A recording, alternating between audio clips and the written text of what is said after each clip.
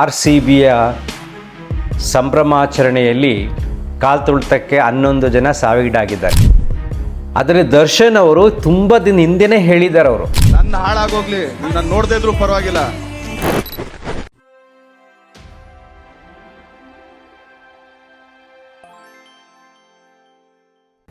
ನಮಸ್ಕಾರ ಸ್ನೇಹಿತರೆ, ನಿಮಗೆ ಈಗಾಗಲೇ ಗೊತ್ತಿದೆ RCBಯ ಸಂಭ್ರಮಾಚರಣೆಯಲ್ಲಿ ಕಾಲ್ತುಳಿತಕ್ಕೆ 11 ಜನ ಸಾವಿಗೀಡಾಗಿದ್ದಾರೆ. ಆ ದುಃಖನೆಲ್ಲ ನಾವು ಟಿ ವಿನಲ್ಲಿ ನೋಡ್ತಾ ಇದ್ದೀವಿ. ಎಷ್ಟು ಸಂಕಟ ಆಗುತ್ತೆ ಪಾಪ ಅವ್ರ ತಂದೆ ತಾಯಿಗಳಿಗೆ ಅಂತ. ಆಗ ನಮ್ಮ ಹುಡುಗ, ನಮ್ಮ ಎಡಿಟರ್ ಒಂದು ವಿಡಿಯೋ ಕಳಿಸ್ದ, ಅವನಿಗೆಲ್ಲ ಸಿಕ್ಕಿದೆ. ಅದರಲ್ಲಿ ದರ್ಶನ್ ಅವರು ತುಂಬ ದಿನ ಹಿಂದೆನೇ ಹೇಳಿದ್ದಾರೆ. ಅವರು ನಟ ದರ್ಶನ್, ನನ್ನನ್ನು ನೋಡೋಕ್ಕೆ ಇಷ್ಟೊಂದು ನೂಕುನುಗ್ಲಿಂದ ಬರ್ತೀರಾ, ಏನಾದರೂ ಹೆಚ್ಚು ಕಡಿಮೆ ಆದರೆ ನಿಮಗೋಸ್ಕರ ತಂದೆ ತಾಯಿ ಮನೆಯಲ್ಲಿ ಕಾಯ್ತಾ ಇದ್ದಾರೆ, ಹೆಂಡತಿ ಕಾಯ್ತಾ ಇರ್ತಾಳೆ, ಮಕ್ಕಳು ಕಾಯ್ತಾ ಇರ್ತಾರೆ, ಅದಕ್ಕೆ ಯಾರು ಹೊಣೆ? ನನ್ನನ್ನು ಬೇಕಾದ್ರೆ ನೀವು ಯಾವಾಗ ಬೇಕಾದ್ರೂ ನೋಡ್ಬೋದು. ಆ ವಿಡಿಯೋ ಕ್ಲಿಪ್ಪಿಂಗ್ ಹಾಕ್ತೀನಿ ನೋಡಿ. ಯೋಚನೆ ಮಾಡ್ರೆ ಬದುಕಿದ್ರೆ ಇನ್ನೊಂದ್ಸಲಿ ನಾನು ನೋಡ್ತೀರಾ. ನನ್ನ ಹಾಳಾಗೋಗ್ಲಿ, ನೀವು ನಾನು ನೋಡದೇ ಇದ್ರೂ ಪರವಾಗಿಲ್ಲ. ಮನೇಲಿ ವಯಸ್ಸಾದ ತಂದೆ ತಾಯಿಂದಿರು ಇರ್ತಾರೆ, ಅವಾಗ ತಾನೇ ಮದುವೆ ಮಾಡ್ಕೊಂಡು ಹೊಸ ಗಂಡ ಹೆಂಡತಿ ನೀವು ಆಗಿರ್ತೀರಾ. ಇಲ್ಲ ಆಗ್ತಾನೆ ಹುಟ್ಟಿರೋ ಒಂದು ಮಗು ಇರುತ್ತೆ. ನಿಮಗೇನಾದ್ರು ಹೆಚ್ಚು ಕಮ್ಮಿ ಆದ್ರೆ ನಿಮ್ಮ ಮನೆಯವರು ಸಾಯೋ ತನಕ ನನ್ನನ್ನು ದೂಷಿಸ್ತಾರೆ. ಅದ್ ನಿಮ್ಗೆ ಇಷ್ಟನಾ? ನೋಡಿದ್ರಲ್ವಾ ಎಷ್ಟು ಸೊಗಸಾಗಿ ಹೇಳಿದ್ದಾರೆ ನೋಡಿ. ದರ್ಶನ್ ಬೇರೆ ಬೇರೆ ವಿಚಾರಗಳು ಬೇಕಷ್ಟು ಪಾಸಿಟಿವ್ ಇದೆ ಅವರಲ್ಲೂ ಕೂಡ, ಒಂದೆರಡು ನೆಗೆಟಿವ್ ಇದೆ. ಈಗ ಅದರ ಬಗ್ಗೆ ವಿಮರ್ಶೆ ಬೇಡ. ಅಭಿಮಾನ ಅಂದರೆ ಹೇಗಿರಬೇಕು ಅಂದರೆ ಅದರ ವಾಸ್ತವ ಸತ್ಯ ಇರಬೇಕು. ನಿಮಗೊಂದು ಸರಳವಾಗಿ ಹೇಳ್ತೀನಿ, ಈ ಕನ್ನಡ ಸಿನಿಮಾ ನಟರಿಗೆ ಅಭಿಮಾನಿಗಳಾಗ್ತೀರ. ಅಭಿಮಾನ ಕಲೆ ಮತ್ತು ಭಾಷೆ ಮೇಲಿರಬೇಕು. ಕಲೆಗಾರ ಏನಿರ್ತಾನೋ ಅವನ ಮೇಲೆ ಅಭಿಮಾನ ಹೇಗಿರ್ಬೇಕಪ್ಪ ಅಂದರೆ ಎಲ್ಲರ ಮೇಲಿರಬೇಕು. ಈಗ ದರ್ಶನ್ ಒಂದು ಸಿನಿಮಾ ಮಾಡ್ತಾರೆ, ತುಂಬ ಚೆನ್ನಾಗಿದೆ, very good. Next Kichcha Sudeep ಬರುತ್ತೆ, ಆ ಸಿನಿಮಾನ ನೋಡಿ, ಚೆನ್ನಾಗಿದೆ ಕಣೋ, ವೆರಿ ಗುಡ್, ಒಳ್ಳೆ ಡೈರೆಕ್ಷನ್ ಇದೆ, ಕತೆ ಇದೆ, ಸಾಂಗ್ಸ್ ಇದೆ, ಫೈಟ್ಸ್ ಇದೆ, ಚೆನ್ನಾಗಿ ನಟನೆ ಮಾಡಿದ್ದಾರೆ. ಇನ್ನೊಬ್ಬ ಗಣೇಶ್ ಬರ್ತಾನೆ, ಗಣೇಶ್ ಸಿನಿಮಾ ನೋಡಿ, no problem. This is called maturity.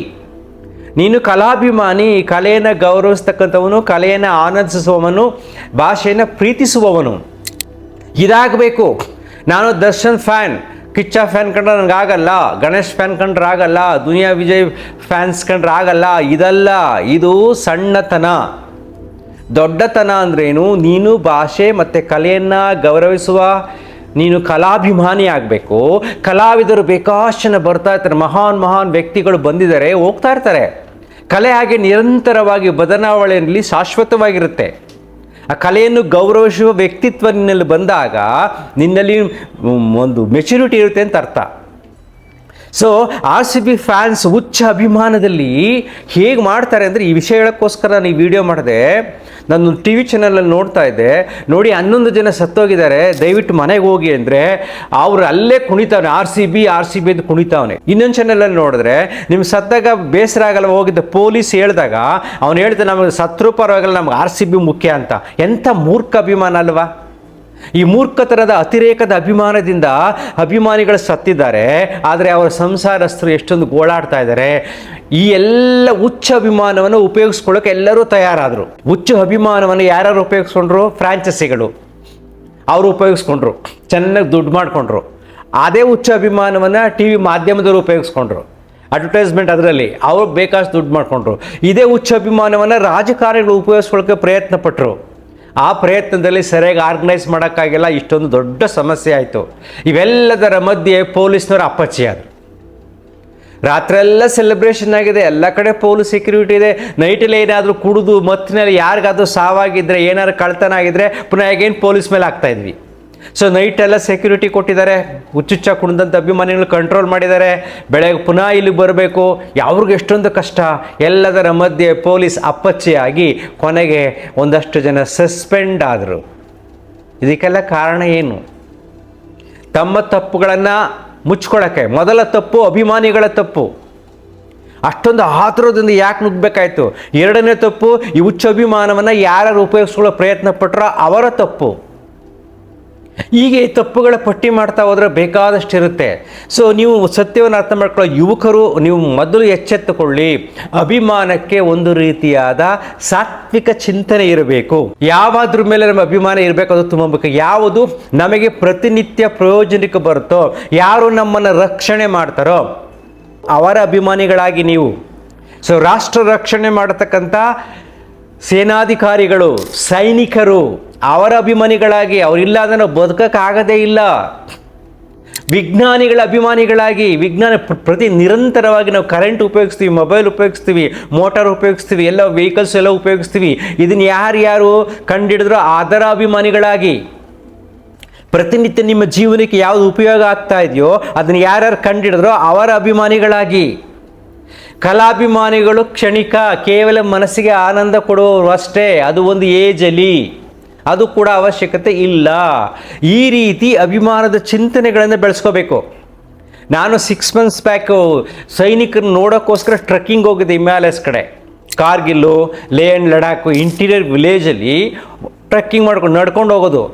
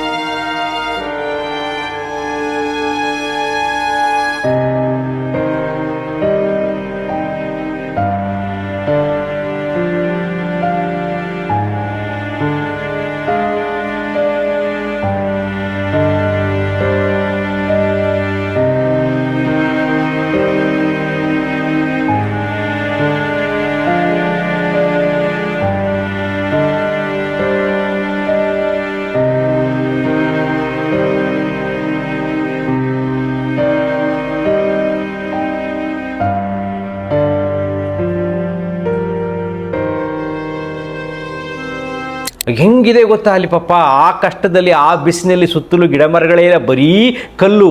ಅಲ್ಲಿ ಸೈನಿಕರು ಇರ್ತಾರೆ, ನಾ ಅದೆಲ್ಲ ವಿಡಿಯೋ ಮಾಡೋಂಗಿಲ್ಲ. ಅಲ್ಲಿ ಕಷ್ಟಪಡ್ತಾ ಇರ್ತಾರೆ. ಸೈನಿಕರ ಕಷ್ಟವನ್ನು ನಾನು ಕಣ್ಣಾರೆ ನೋಡಿದ್ದೀನಿ.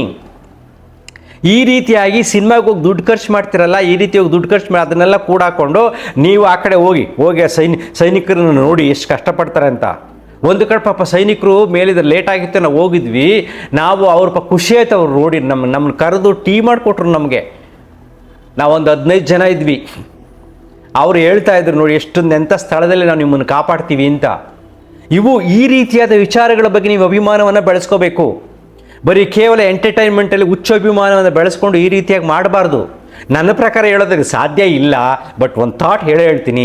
ನನ್ನ ಪ್ರಕಾರ ಇದು ನೋಡೋದಾದರೆ ಈ ಮುಂದಿನ ಸಮಾಜದಲ್ಲಿ ಯುವ ಜನತೆಯ, ಯುವತಿಯರ ಮತ್ತು ಮಕ್ಕಳ ಮನಸ್ಸನ್ನು ಸ್ವಾಸ್ಥ್ಯಗೊಳಿಸಲು IPL ಬ್ಯಾನ್ ಮಾಡಬೇಕು. ಅವಶ್ಯಕತೆ ಇಲ್ಲ.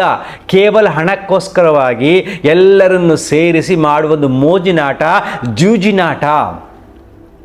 ಹಳ್ಳಿಗಳ ಕಡೆ ಈಗಲೂ ಕೂಡ ತುಂಬ ಜನ ಹಣ ಕಳ್ಕೊತಾ ಇದ್ದಾರೆ ಇದು ಬೆಟ್ಟಿಂಗ್ ಮಾಡಿ. ಅಲ್ಲಲ್ಲೇ ಗುಂಪು ಸೇರ್ಕೊಂಡೆ ಬೆಟ್ಟಿಂಗ್ ಮಾಡ್ತಾರೆ. ಮತ್ತು ಲೀಗಲ್ ಅದೇನೇನೋ ಬೆಟ್ಟಿಂಗ್ಸ್ ಎಲ್ಲ ಇದೆ. ಮುಂದೆ ಇದು ತುಂಬ ಕ್ರೇಜಾಗಿ ಬೆಳೀತಾ ಹೋಗ್ತಾ ಇದೆ. ಲೀಗಲ್ ಆ್ಯಂಡ್ ಇಲ್ಲೀಗಲ್ ಆ್ಯಕ್ಟಿವಿಟೀಸಾಗಿ ಬೆಳೀತಾ ಇದೆ. ಲೀಗಲಾಗಿ ನೀವು ಮ್ಯಾಚ್ ಆಡಿಸ್ತೀರಾ, ಟ್ಯಾಕ್ಸ್ ಬರುತ್ತೆ, ಅದು ಬರುತ್ತೆ, ಇದು ಬರುತ್ತೆ ಅಂತ. ಆದರೆ ಅದಕ್ಕಿಂತ ಹೆಚ್ಚಿಗೆ ತುಂಬ ಯುವತಿಯರು ಹಾಳಾಗ್ತಾ ಇದ್ದಾರೆ. ಭಾವನೆಗಳಲ್ಲಿ ಪರಿಪಕ್ವತೆ ಇಲ್ಲ, ಭಾವನೆಗಳಲ್ಲಿ ರಾಷ್ಟ್ರ ಪ್ರೇಮ ಕಡಿಮೆ ಆಗ್ತಾ ಇದೆ. ಸೊ ಎಲ್ಲ ಮನಸ್ಸು ಮೋಜಿನಾಟದಲ್ಲಿ ಮರೆಯಾಗ್ತಾ ಇದೆ. ಸೊ ಈ ದಿಶೆಯಲ್ಲಿ ಯೋಚನೆ ಮಾಡಿದಾಗ ದರ್ಶನ್ ಅವರ ಸ್ಟೇಟ್ಮೆಂಟ್ ಇಸ್ ವಂಡರ್ಫುಲ್. ನನ್ನನ್ನು ಬೇಕಾದ್ರೆ ಯಾವಾಗಲಾರು ನೋಡ್ಬೋದು, ಆದರೆ ನಿಮ್ಮ ಮನೆಯವರ ಬಗ್ಗೆ ಯೋಚನೆ ಮಾಡಿ ಅಂತ ಹೇಳಿದರು. ಅದಕ್ಕೋಸ್ಕರ ನಾನು ಈ ವಿಡಿಯೋ ಮಾಡಿದೆ. RCB ಫ್ಯಾನ್ಸೇ ಆಗಲಿ, ಯಾವ ಫ್ಯಾನ್ಸೇ ಆಗಲಿ, ಅರ್ಥ ಮಾಡ್ಕೊಳ್ಳಿ. ನಿಮಗೆ ಟೈಮ್ ಇದ್ದರೆ ಮನೆಯಲ್ಲಿ ನೋಡಿ, ಫ್ರೀಯಾಗಿ ಆರಾಮಾಗಿದ್ದರೆ ಆರಾಮಾಗಿ ಹೋಗಿ ನೋಡಿ, ಬೇಡ ಅಂತ ಹೇಳೋದಲ್ಲ. ಬಟ್ ನೆನ್ಪಿಟ್ಕೊಳ್ಳಿ, IPL ಬ್ಯಾನ್ ಮಾಡೋದೇ ಬೆಸ್ಟ್, ಅವಶ್ಯಕತೆ ಇಲ್ಲ. ಮುಂದೆ ಸಮಸ್ಯೆಗಳು ಜಾಸ್ತಿ ಆಗ್ತವೆ. ಅನಾವಶ್ಯಕ ವಿಚಾರಗಳ ಬಗ್ಗೆ ನಾವು ಗಮನ ಹರಿಸ್ತಾ ಹೋದಾಗ ನಮ್ಮಲ್ಲಿ ಕ್ರಿಯೇಟಿವಿಟಿ, ಸೃಜನಾತ್ಮಕತೆ ಕಡಿಮೆ ಆಗುತ್ತೆ. ನಾವು ಒಳ್ಳೆ ರಾಷ್ಟ್ರಭಕ್ತರಾಗೋದಿಲ್ಲ, ಒಳ್ಳೆ ರಾಷ್ಟ್ರದ ಶಕ್ತಿಯಾಗಿ ನಾವು ಬೆಳೆಯೋದಿಲ್ಲ. ಎನರ್ಜಿ ಎಲ್ಲ ಈ ಚಿಲ್ಲರೆ ವಿಷಯಗಳಲ್ಲಿ ವೇಸ್ಟ್ ಆಗಿ ಹೋಗುತ್ತೆ. ಆ ನಿಮ್ಮ ಚಿಲ್ಲರೆ ಮನಸ್ಸನ್ನು ಚಿಲ್ಲರೆ ರಾಜಕಾರಣಿಗಳು ಉಪಯೋಗಿಸ್ಕೋತಾರೆ. ನೆನ್ಪಿಟ್ಕೊಳ್ಳಿ ಅಲ್ವಾ. Thank you.